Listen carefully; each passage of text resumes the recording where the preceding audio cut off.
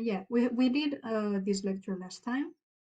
We went across half of the material we had, and we're gonna finish it and do some exercises. We'll see, depending on how much time we have and how much questions we have and stuff, what we do about it. So, a quick reminder of what we did. We had our manifold, a curved surface, for example, and we consider the tangent plane to any point, and this tangent plane was where our vectors lived. So all the vectors we are considering live in this space because we cannot consider vectors in here. And we had the first objects, vectors in the tangent space, where elements of these, we use this notation to describe them. So V and these marked the components, but normally we only use the components and we don't write it with the base and everything, simply because we don't need to and it's easier. So this is basically first component, which is the temporal component normally, and then three components, I is equal to 1, 2, 3. And is the spatial part of the vector, more or less. Then we had dual vectors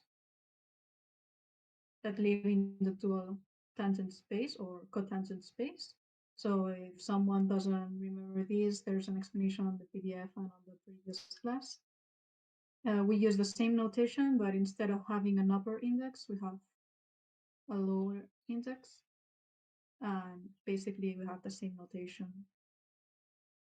1, 2, 3. The same notation, the only difference is higher and lower indexes.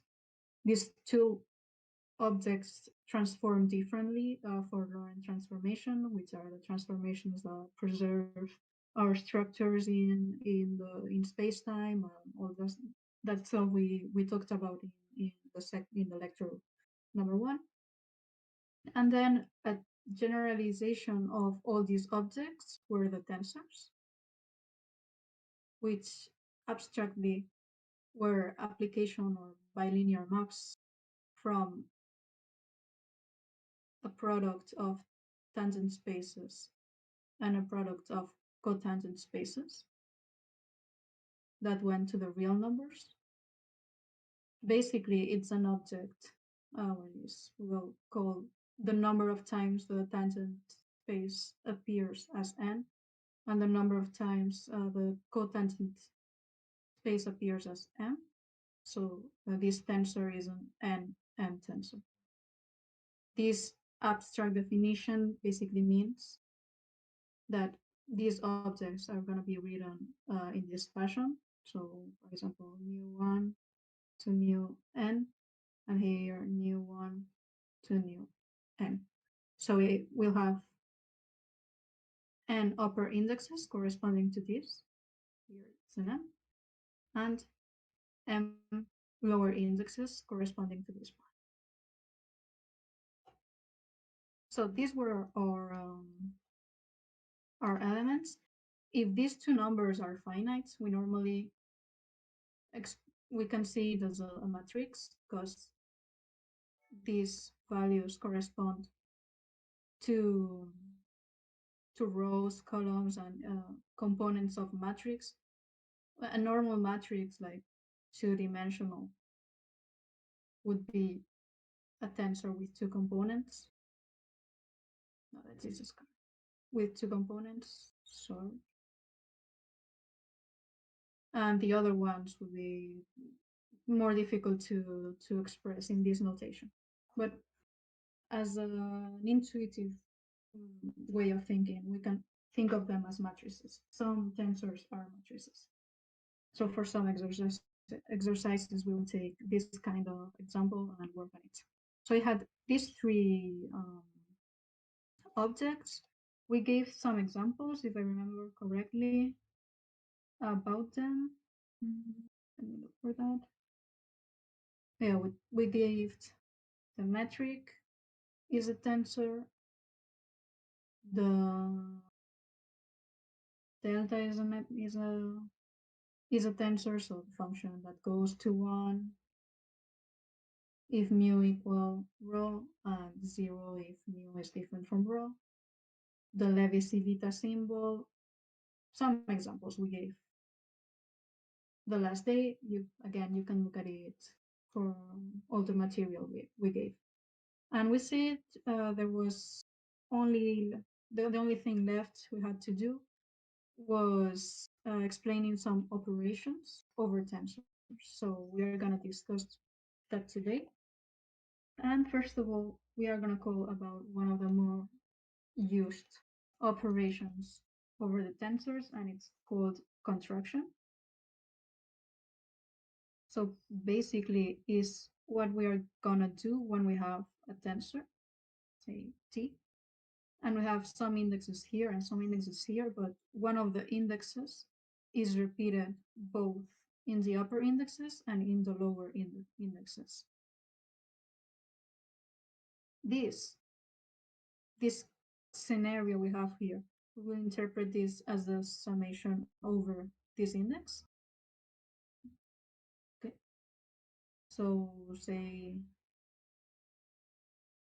we have this, we do the sum over all the possible values for this index, and we will end up, this is a 1, we end up with a tensor that has one lower, let's call it dimension, here and here. So we'll end up with something of the style of this, which is a vector because it only has one upper index. And t mu 3, 3. So this is the operation of contraction. Simply you sum over the index that's repeated, and you turn your n m tensor into an n minus 1 m minus 1 tensor, because you're basically removing these two indexes by summing over all the possible values. This is the most basic operation we can do with tensors. Then we can talk about how to lower or raise indexes. So we have said that we have upper indexes and lower indexes, but we want to be capable of changing these indexes from the upper part to the lower part. So how do we do this? For that operation, we are gonna use the metric. So for the case we are currently in, to simplify everything, we will use the Minkowski metric. But normally we will use simply the general metric for the manifold we will be in. But as for now, forget about this. We take this one. If someone doesn't remember, you can represent this as a matrix with the diagonal of -1, 1, 1, 1, and everything else is 0. So using this, how are we going to do it? So we're going to use contraction we saw earlier. That can be done uh, for two different tensors, like multiplying the different tensors. So you have, let's say, t mu and mu, and we multiply it by the metric, let's say mu rho. Then we will contract over this index, and we will end up with t mu and rho on the lower parts.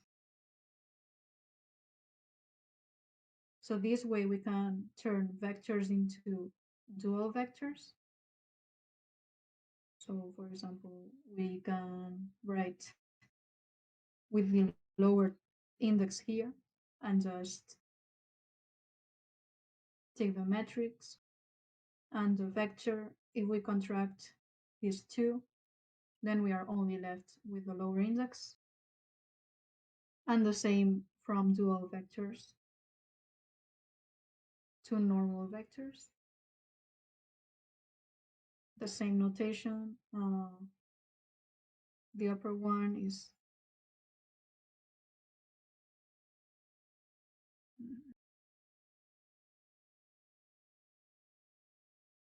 yeah, well, it will be the same notation if we consider the inverse of the metric, which is just putting the two indexes in the upper part. Then we can contract with the dual vector and take out normal. But this, remember, this is the inverse metric, not the metric itself. Okay, so we have now a contraction, and we have used contraction also to define how to lower and raise indexes using the metric. The other operation we have is, so we we are interested in constructing tensors that are symmetric or anti-symmetric. What do we mean by that is if you have a vector, a tensor, sorry, t mu nu, for example, then we will say t is symmetric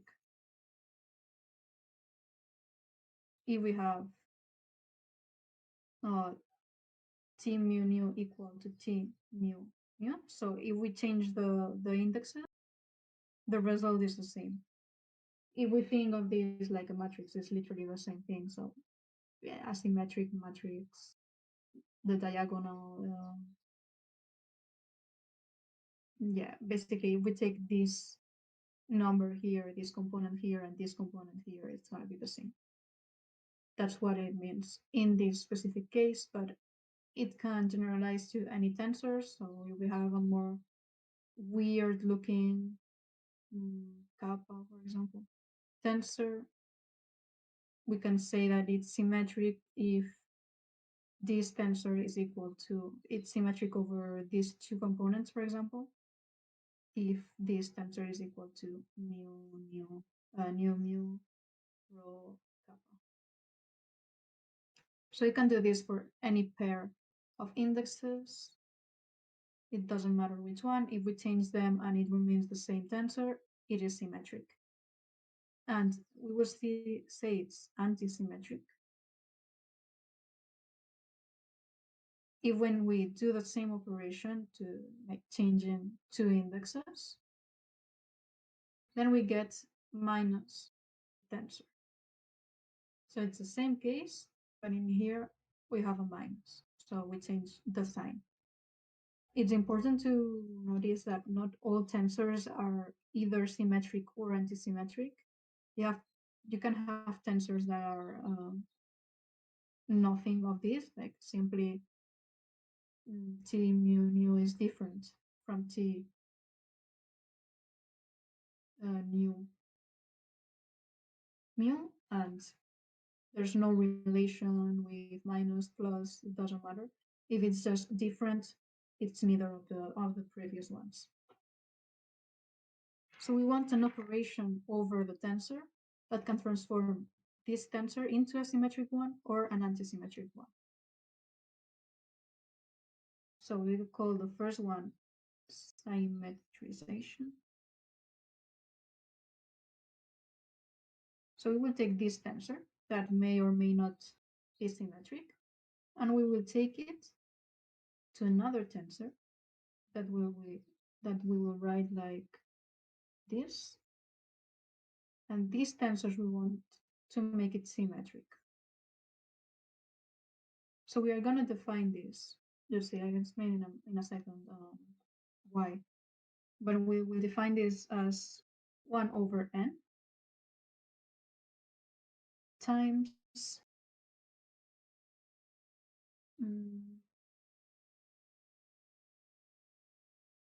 well, let's do the general case first.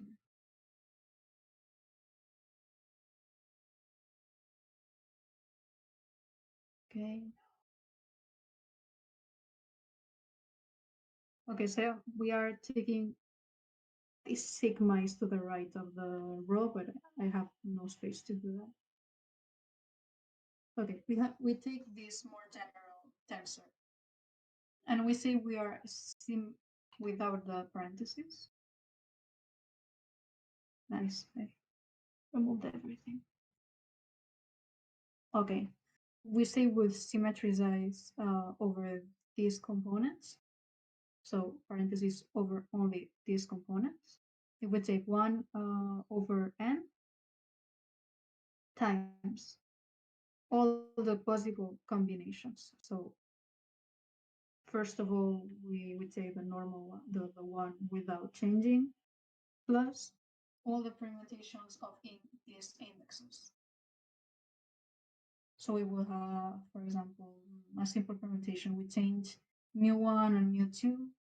So mu2, mu1 till n, rho, sigma, and we take all the possible combinations. So it is obviously very long if we write it for an arbitrary n, but if we take t, mu, rho, kappa, sigma, for example, and we say we want to symmetrize here, we will have the symmetrization of the tensor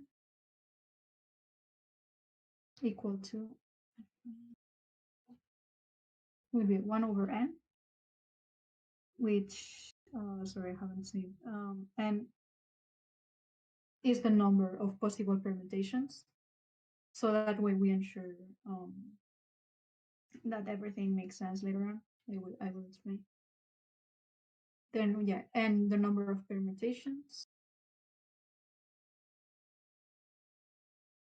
And we will have t, yeah, again, we have the first one, we'll take the same one. The second one, let's say we first do this permutation, so only two indexes.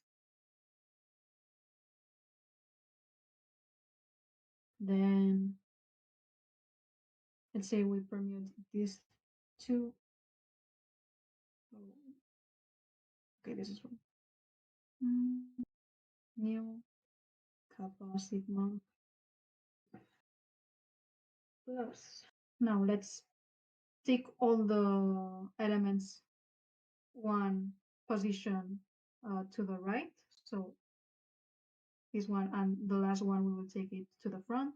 So rho mu nu kappa sigma plus we do this another time over this one and we have mu rho nu kappa sigma and one. We should have another more. Sorry. Yeah, we have to change the last permutation we can do is t rho nu mu kappa sigma, and I think that's all. If I have forgotten something, you tell me. So this would be 6, and this would be the symmetrization of the tensor. You can see that this is symmetric easily. Like anytime you change, it's gonna remain the same because you have all the possible possibilities. And we can do the same thing for the anti-symmetrization.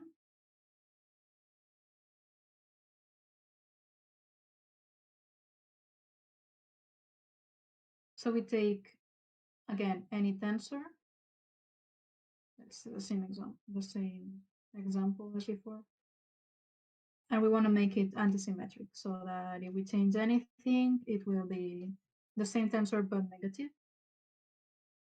So we will write this time these components we are making the anti-symmetrization over with this square parenthesis rho sigma. And we will do the same thing, so divide by the number of all possible permutations times the alternate sum of all the possibilities. So we take the identity, like the first one, we'll take it as always, the same tensor we had at the beginning. But then after this one, depending on what permutations we do here, we have to put a -1 before the permutation. So this will depend on the sign of the permutation. Normally, I'm going to change notation for this example. Let's say this is kappa. Normally for permutation, we use sigma. This number, the sign of the permutation, is going to be, if I remember correctly, well, we will say it's going to be 0 if the permutation is pair, even, and 1 if the permutation is odd. So for example, if you have a set of numbers 1, 2, 3, 4. If you do this permutation, so you take 2, 1, 3, 4, you have only done one permutation. The sign is 1. If you do this permutation and this permutation, the sign of the permutation is going to be 0 because it's an even permutation. So for the odd ones, we are going to put a -1 before it, and for the even ones, we are going to put a +1 because -1 to the power 0 is 1. And that way we'll have an alternating sum over the permutations. And again, you can check pretty easily that that's alternating. If you have some problem, just you can ask me after or whenever you want over this course. So we have, again, these two operations.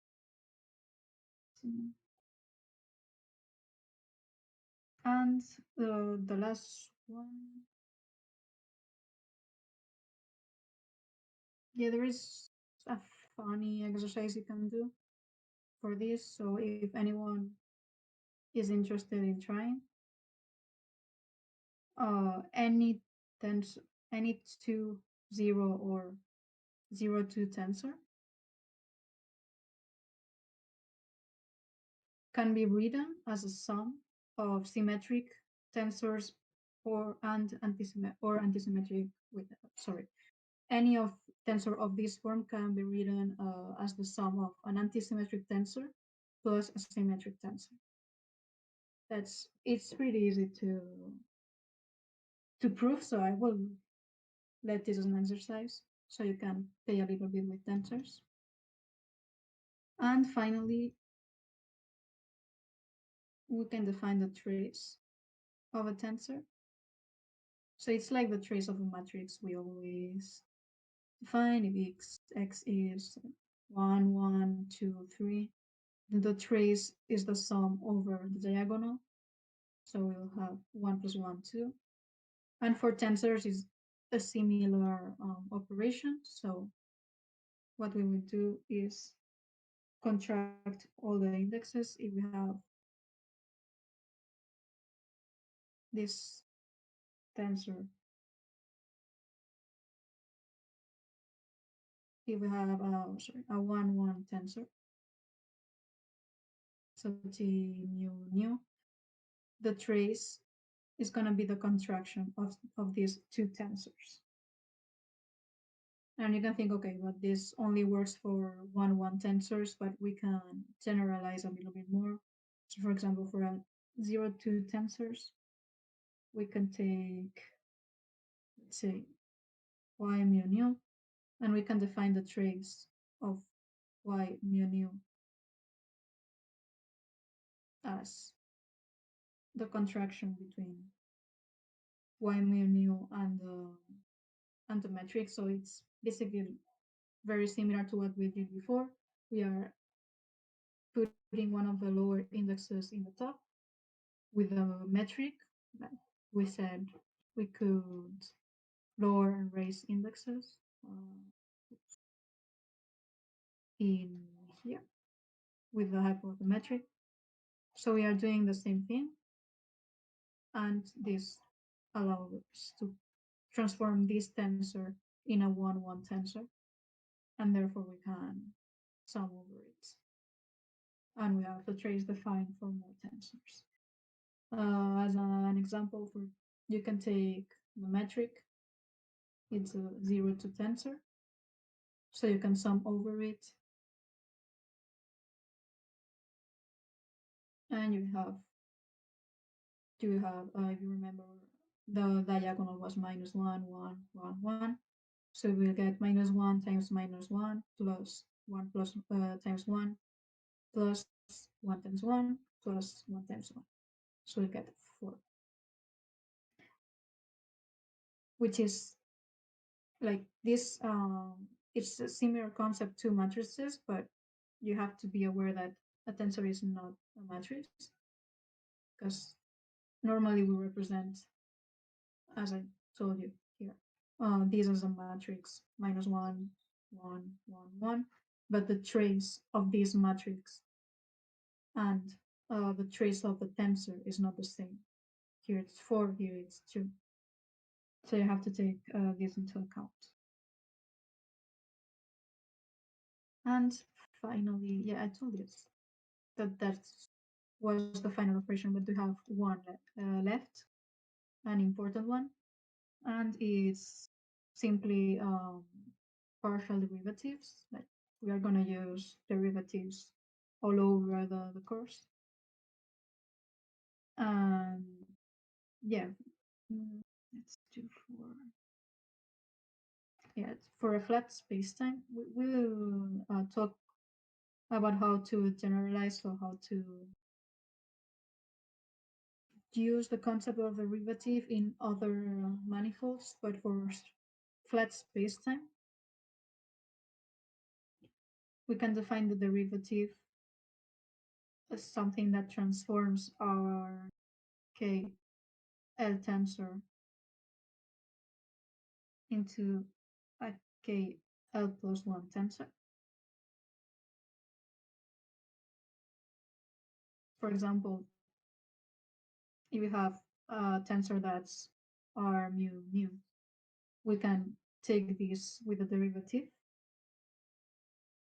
say over a parameter, and this will be equal to, like, say, all the indexes here. This will be equal to a tensor alpha mu mu. So I see that it has one more dimension here. Yeah, as I said, this is only for flat spacetime. The operations, the derivative over curved spaces is quite a bit of a discussion. We have to take into account multiple things. But for flat spacetime, we can remain with the normal definition we had considered to the moment. And with that, we have all the operations, or at least the basic operations we can do over tensors. And that ends the second lecture about index notation and tensors and all these objects we're going to work with.